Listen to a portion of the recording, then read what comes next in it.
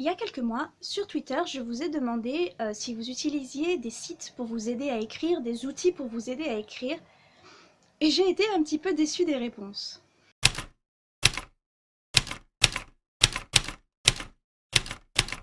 J'ai été déçue parce que je m'attendais à découvrir des sites un peu cachés sur internet, à découvrir des sites super originaux ou des sites qui m'apprendraient des choses dont j'aurais même pas osé me poser la question. Et en fait, dans toutes les réponses, vous m'avez parlé de synonymaux, de dictionnaires en tout genre, de Becherel ou du conjugueur, enfin, tous ces sites qu'en fait, je suppose, tout le monde utilise. Du coup, je me suis demandé si soit ma question était mal formulée ou si j'étais vraiment la seule à chercher sur internet des sites un petit peu originaux, des sites qui changeaient un petit peu de d'habitude pour m'aider à écrire. Du coup, pour cette vidéo, j'ai décidé de vous partager la liste de sites et d'outils, principalement des sites internet, que j'utilise pour m'aider à écrire, ou certains que même si je ne les utilise pas moi, je vais vous en parler aussi. Peut-être que vous trouverez un site qui va révolutionner votre manière d'écrire. Qui sait?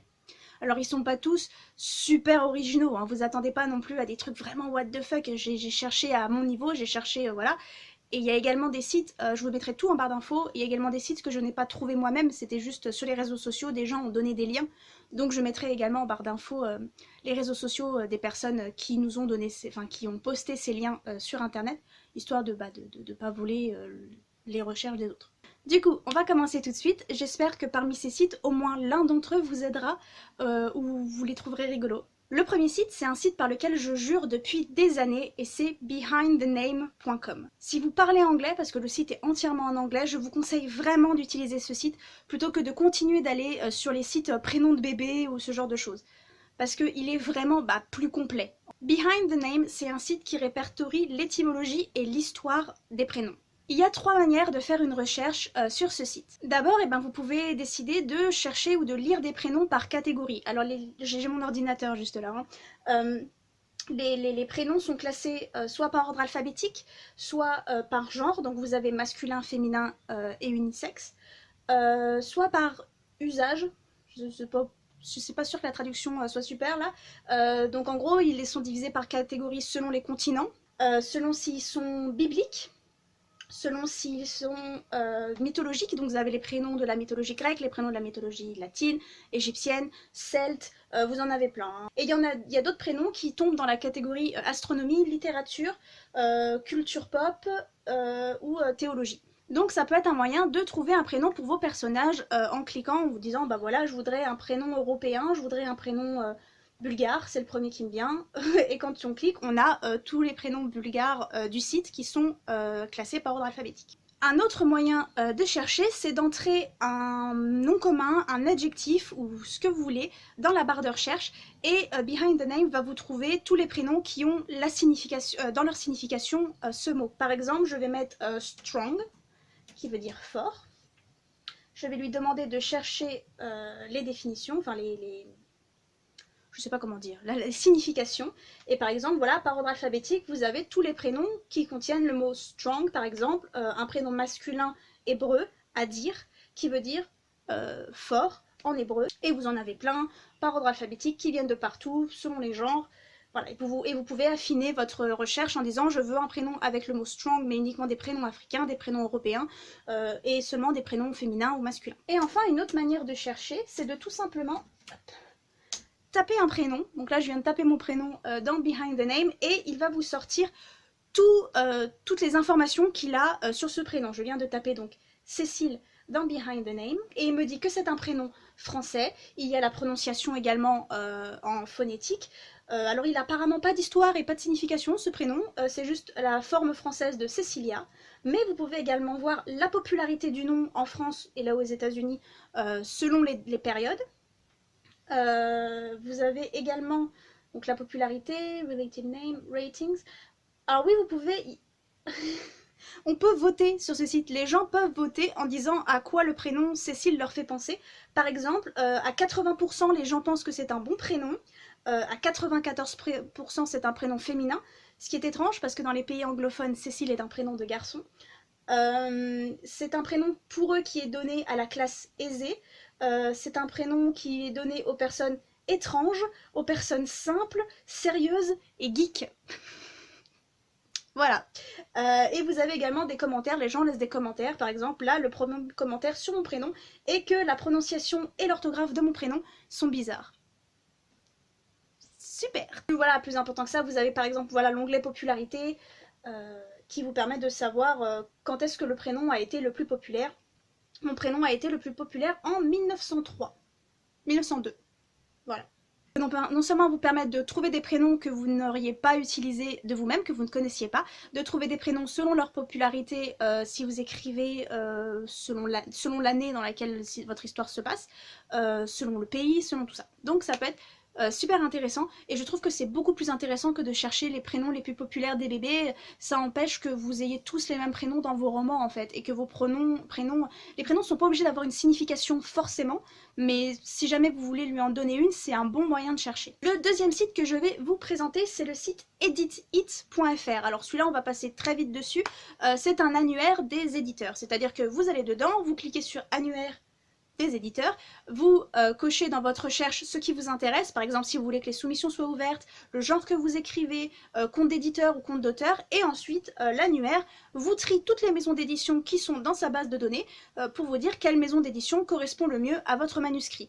Je vous conseille de vous renseigner quand même avant d'envoyer un manuscrit, parce que des fois il dit que les soumissions sont ouvertes ou fermées, et il se trouve qu'il n'a simplement pas été mis à jour. Et dans le même style, vous avez un site tout récent qui s'appelle l'Observatoire des maisons d'édition, qui fonctionne de la même manière et qui est sûrement plus mis à jour parce que vraiment il a quelques mois ce site, ça fait pas longtemps qu'il existe. Et l'Observatoire des maisons d'édition a quelques informations en plus, par exemple si la maison d'édition est beaucoup présente sur le marché des librairies par exemple, parce que vous savez qu'il y a des maisons d'édition qui distribuent pas leurs livres en librairie, donc voilà, donc il y a un système de légende qui permet de mieux évaluer si la maison d'édition vous correspond ou non. Mais évidemment, le meilleur moyen de le savoir, c'est également de chercher dans les catalogues, de vous renseigner, de demander à des auteurs et des autrices, mais ça peut vous permettre en fait de découvrir des maisons d'édition que vous ne connaissiez pas en fait. Alors les prochains sites, vous allez me détester. Je les trouve géniaux moi. Le site suivant s'appelle The Most Dangerous Writing App, traduit littéralement par le logiciel d'écriture le plus dangereux. Sur ce site, vous allez décider pendant combien de temps vous voulez écrire ou combien de mots vous voulez écrire. Vous pouvez également lui demander de vous générer un prompt, je sais pas comment on dit en français. En gros, vous savez pas trop sur quoi écrire, donc vous lui demandez un sujet. Par exemple, là si j'écris, je clique sur générer un prompt, la famille entière était maudite depuis ce jour. Et vous commencez à écrire. Et là vous me dites, mais c'est sympa Cécile, j'ai un prompt, j'ai mis que je voulais écrire pendant 1 heure, qu'est-ce qu'il y a de bien dangereux sur cette application? Eh bien à partir du moment où vous commencez à écrire, vous ne pouvez plus retirer vos doigts du clavier. Parce qu'au bout de 5 secondes, et c'est pas une manière d'exagérer, c'est vraiment au bout de 5 secondes, votre texte devient tout flou, l'écran devient rouge, et votre texte disparaît à jamais. Là, vous vous dites, mais Cécile, mais ça va pas la tête, c'est super dangereux comme application. The Most Dangerous Writing App. App, il n'y a pas de H.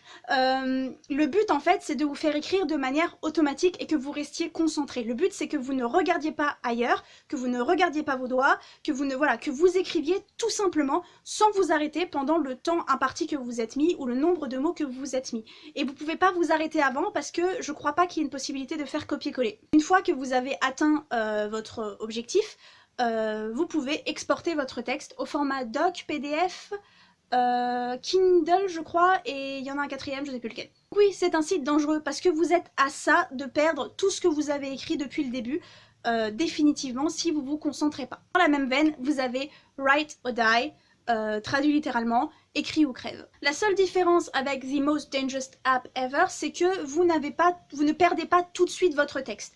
Avant de perdre votre texte, le site, quand vous arrêtez d'écrire pendant un petit moment, je crois que c'est un peu plus long, quand vous arrêtez d'écrire, l'écran va devenir rouge et se flouter, et vous allez entendre des bruits absolument horribles. Comme moi je l'ai testé, il y avait un bruit, un espèce de film d'horreur, un bruit strident.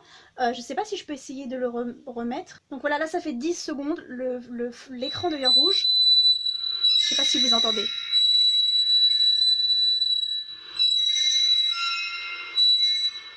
Et le son s'arrête à partir du moment où je me remets à écrire. Et éventuellement, si pendant trop longtemps vous n'écrivez pas, votre texte va également disparaître. Très stressant, c'est très désagréable, c'est un excellent moyen de ne pas décrocher.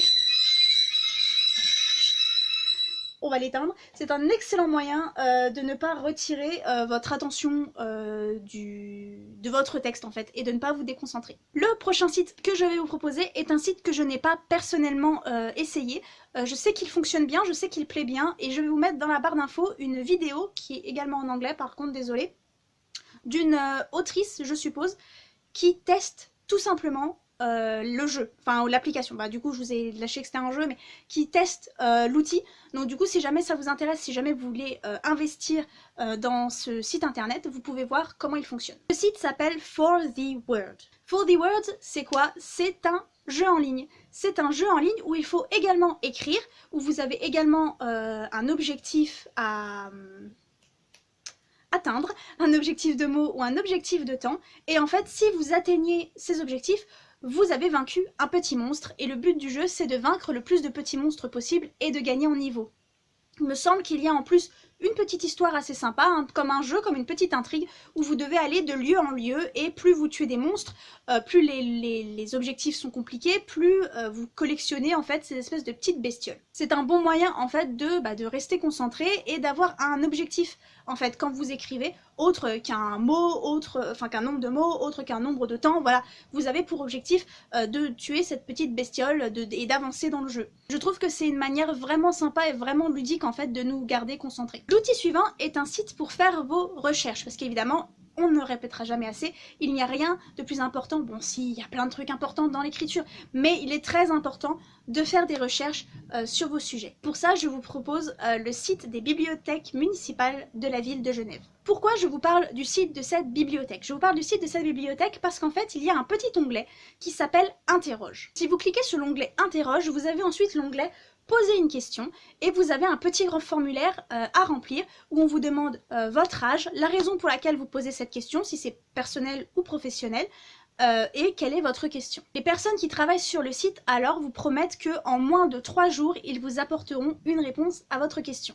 C'est-à-dire que contrairement à Google, contrairement à n'importe quel autre site que vous utilisez qui sont des moteurs de recherche, il y a vraiment quelqu'un derrière l'écran qui va prendre votre question et qui va prendre le temps d'y répondre en détail. Et quand je vous dis en détail, ils vous écrivent un sacré pavé avec des références bibliographiques, avec vraiment... et puis, voilà, c'est vraiment quelqu'un qui va prendre le temps de faire ses recherches pour vous. Alors évidemment, le but, ça va pas être de les blinder de questions, hein. Il y a des gens qui travaillent derrière ce site. Il faut vraiment que ce soit des questions de si vraiment vous n'arrivez pas à trouver de réponse assez facilement sur internet, si vraiment dans vos recherches vous bloquez, et puis il faut attendre au moins 3 jours. Vous pouvez également, avant de poser votre question, vous assurer que quelqu'un ne l'a pas déjà posée avant. Alors, faut faire des recherches, hein, parce qu'il y a plus de 9000 questions qui ont été posées, mais elles sont rangées par catégorie selon le thème.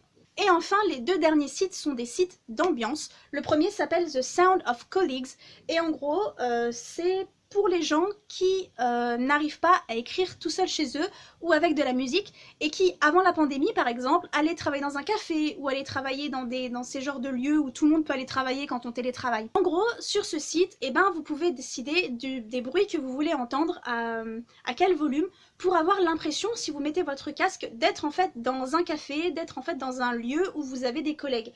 Vous avez par exemple les collègues qui discutent, la machine à café, le téléphone, les fenêtres qui s'ouvrent, les claviers, le bruit du clavier. Et vous pouvez, grâce à des petits curseurs, adapter les bruits selon vos préférences. Et le deuxième est un petit peu dans le même style et a été créé avec la pandémie justement, qui s'appelle I Miss My Bar, le bar me manque. Et ce sont donc des bruits de bar de quartier, avec le barman qui fait du bruit quand il travaille, les gens qui parlent, les bruits de la nuit, les bruits de la rue autour. Et il y a également une playlist qui apparemment est mise à jour toutes les semaines pour vous faire découvrir de nouvelles chansons, et des chansons qui ont un petit peu cette ambiance de quand vous allez dans un bar. Voilà, j'espère que vous avez découvert des sites sympas. Si jamais vous en avez un petit peu dans ce genre que vous voulez partager, n'hésitez pas à les mettre en barre d'infos. Qui sait, si j'en récolte beaucoup, peut-être que je pourrais faire une partie 2. J'espère que si jamais l'un de ces sites vous intéresse, n'hésitez pas à me le dire. Et je vous souhaite une bonne semaine. On se revoit la semaine prochaine.